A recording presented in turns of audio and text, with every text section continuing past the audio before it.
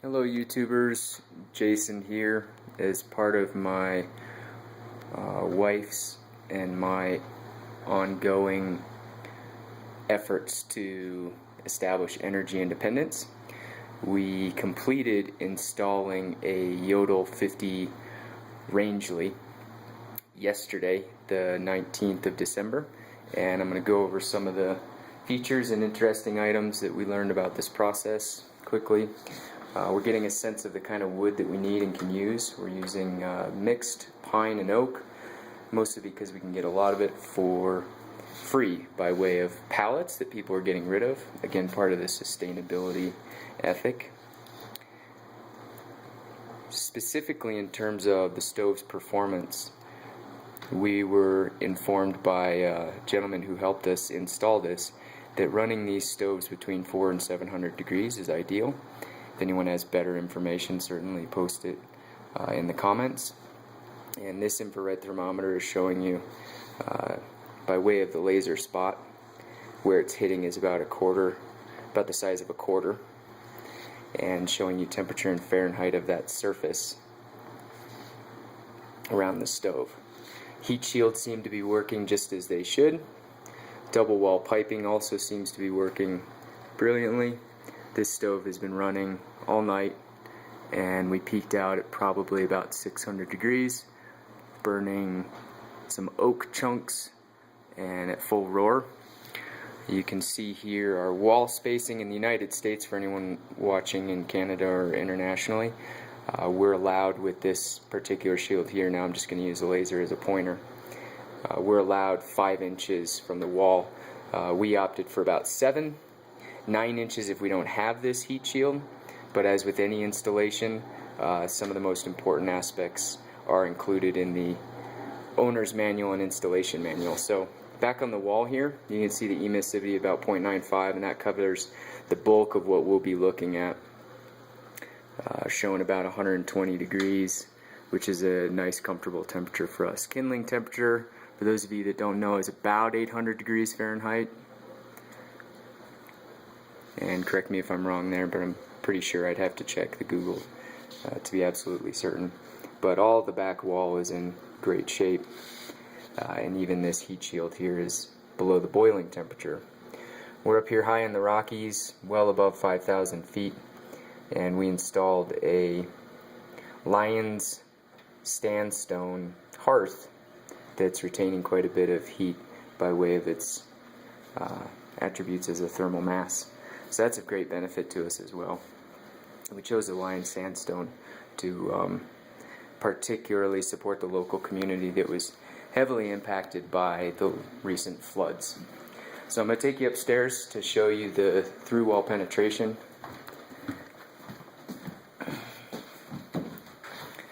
And I've got some further insulating to do, but that'll occur this afternoon as quickly as possible, as it's about 20 degrees outside. So we opened up this knee wall in our bedroom, and you can see the triple wall stovepipe. There's a shield for insulation that I will be putting back in. Here's some of the bats. It's a little bit dark, but hopefully you can see back in there. Probably not. And temperature, I'm not sure what the emissivity is on stainless steel. This is showing about 80 degrees at 0.95, and I suspect that the emissivity is lower than that. Going to the galvanized steel is showing on the wall strap 74, galvanized again, ducting 63. A little bit suspicious of that, mostly because it's warm to the touch, not hot to the touch, which is as we would expect. And then you can finally see the shielding that goes through the roof to the outside. So I'll need to pack in the insulation back here, just screen to keep rodents out. And this all is enclosed in a a chase in the knee wall. This house was designed to have a wood burning stove when it was first built, so our straight shot from the stove up through the roof managed to make it right between these two roof rafters, which is great. Anyone building a new house, please consider the advantages of energy independence with regard to installing a wood burning stove. We sized the stove to be about the same output as our home furnace, and we went through a number of iterations and looked at it from a number of different angles, because some BTU output ratings are significantly less accurate than others. But generally speaking, the installation was successful. The stove is, or the chimney pipe is drafting beautifully. The stove is running wonderfully, and we're able to verify all of that with this quite handy DeWalt infrared thermometer. It has its limitations, of course, particularly with regard to emissivity and the that's basically the reflectivity of the surface that you're testing. But for what we're doing here, it gives us a great indication of where the hot spots are and what to be careful of. It's also great in terms of doing a home energy audit, relatively inexpensive, and certainly not as useful as an infrared camera, but also of great benefit. What this allows us to do, the wood burning stove, is to augment our energy usage by way of what isn't being supplied with these solar panels. We have about a kilowatt capacity here and another kilowatt capacity over here on this accessory building. However, the sun in Colorado in the winter is quite low on the horizon, and that first awning that I showed you, installed by the previous owner, was intended to simply be that, an awning, and not optimized for either direction or angle. So we may at some point opt to take those panels and put them on a single axis tracker to better make use of their potential. Previously, we were using quite a number of electric space heaters in an attempt to kick the fossil fuel habit. There's a lot of gas provided in our community.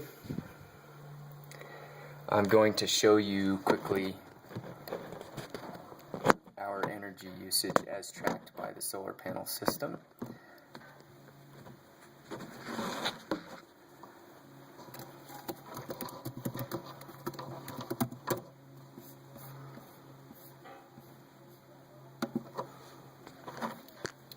So this solar monitoring software is directly linked by way of Hall effect sensors to the house main breaker. And you can see that our current output from the solar panels is about 400 watts, while our current usage is about 700 watts. And I'll just give you a sense of historically what some of our trends are. This is looking at about a 3-hour spread. If I go back to 6 hours, you can see some of these peaks all the way up to and over 3 kilowatts. This particular peak here, I think, is my wife running the dishwasher. This peak, I think, is a combination of some of our space heaters coming on and our hot water heater, electric hot water heater. The drop off in this shelf is me getting up first thing in the morning, seeing that the stove is running beautifully and shutting off at least one of our electric space heaters to conserve electricity. We set the thermostat for the house at 60 degrees. So if we're away and the wood burning stove burns out, we won't risk freezing pipes. And that furnace is gas powered. So our primary effort is we've got a buffer from a comfortable 70 degrees for us, 68 degrees. We've established a comfortable buffer to be able to work with the output of the wood burning stove while staying above the kick-in of the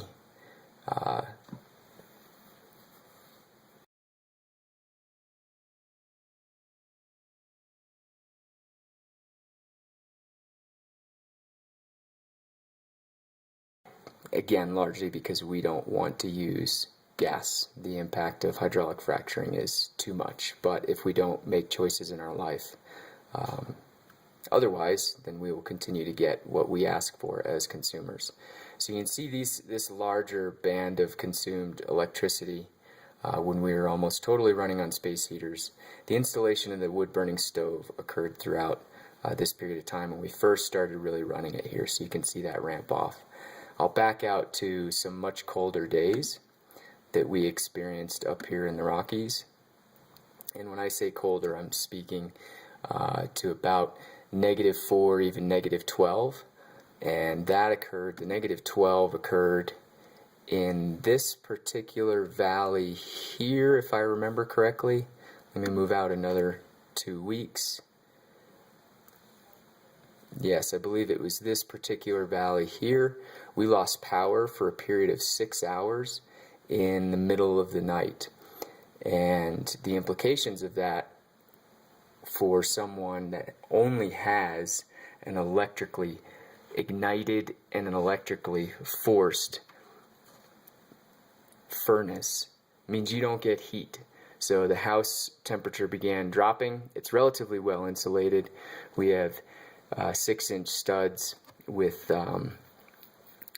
I forget the acronym, the IP structurally engineered beams that are about a 9-inch web with R30 through the ceilings and probably about R30 insulated bats through the walls. So it's relatively tight, certainly could be better, and at some point we'll probably do an energy audit.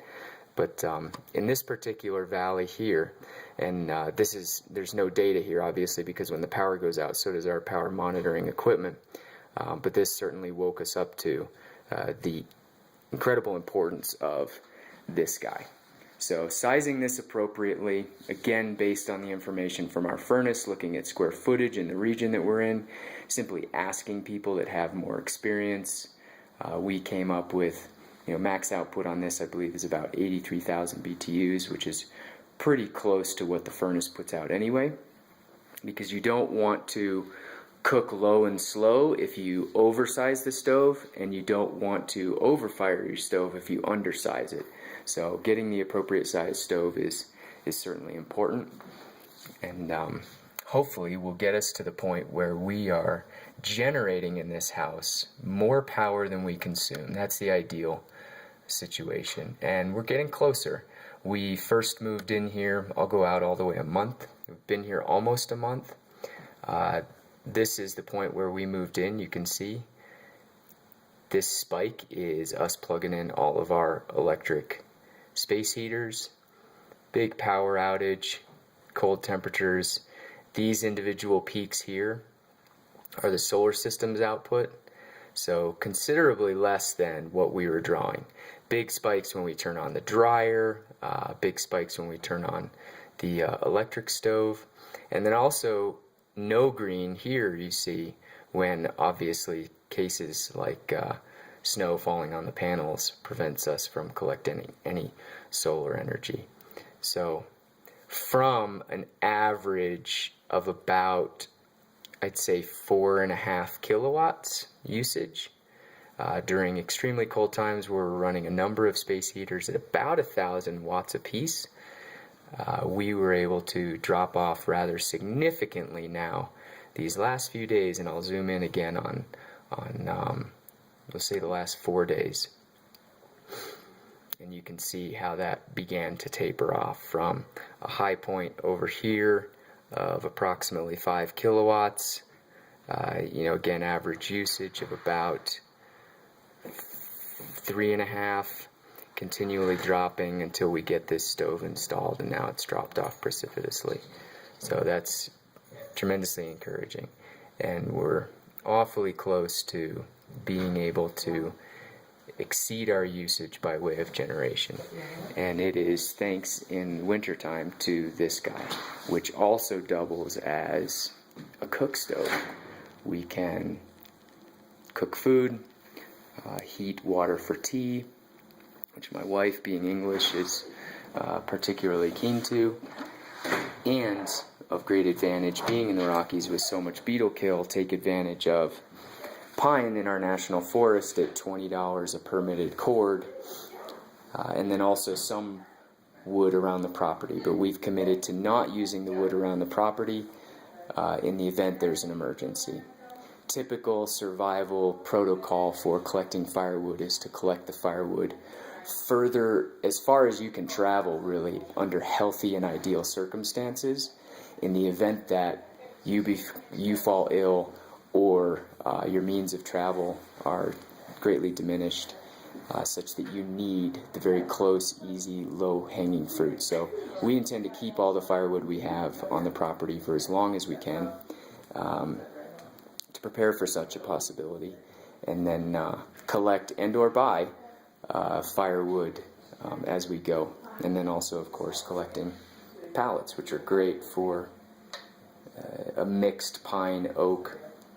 You do have to be careful, tremendously careful, with the nails, using your chainsaw, so cutting chunks that'll fit in the stove, but also not nicking a blade, because then that would make it cost prohibitive. So this is some details about our installation of this particular stove, why we did it, the impact that it has on our lives, and setting aside the economic considerations around energy usage, the ethical considerations around alternative forms of energy and heating a house.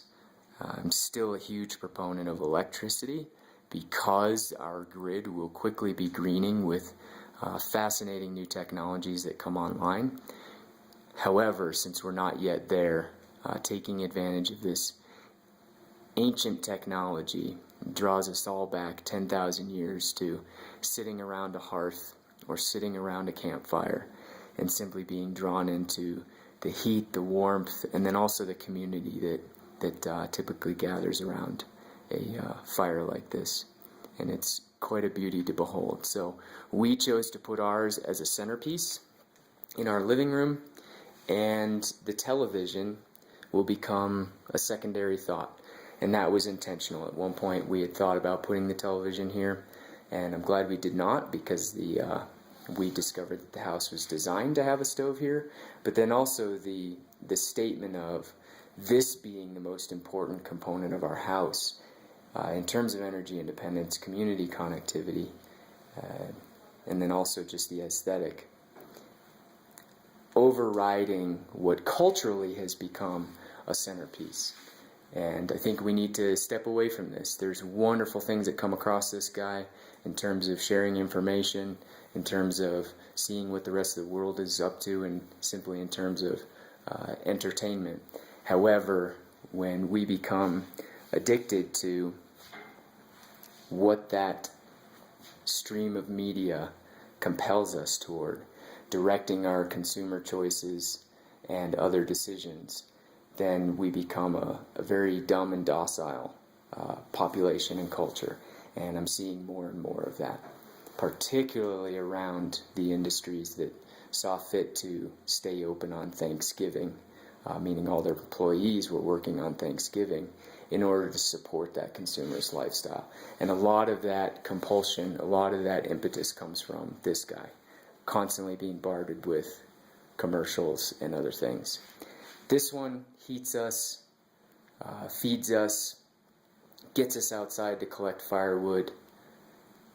This one, to some extent, informs us and entertains us, but doesn't do any of what I consider much more fundamental human practices. So another reason why we're putting this to the side. It doesn't leave our house. We don't have cable, but we do take advantage of movies and videos quite frequently for the entertainment value. But so far recently, this has been of greatest entertainment value to us. Simply staring into the flame is quite a comforting and pleasant experience. So for all of you that have the capability in your local communities to install a wood-burning stove in the event of emergency, even a small one, if that's all that you can afford or are able to put in, I highly recommend it.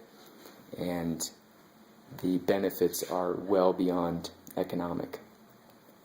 So that's all I have. If you have questions or are curious about the process that we're involved in, then please feel free to comment in the comment section. Just another look here at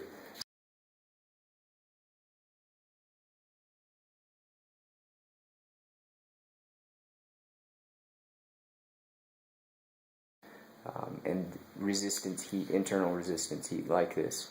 But for now, I certainly like reaching back to the dark ages of caveman and cavewoman, gathering, hunting, and remain connected in a subtle way to that lineage, while not forgetting that some of the technologies that we take advantage of are of wonderful use to us. As I end with this MacBook Air that incidentally was refurbished for those that question the building ethic of, or the manufacturing ethic of places like China, particularly at Foxconn, where folks are chucking themselves off of buildings to commit suicide.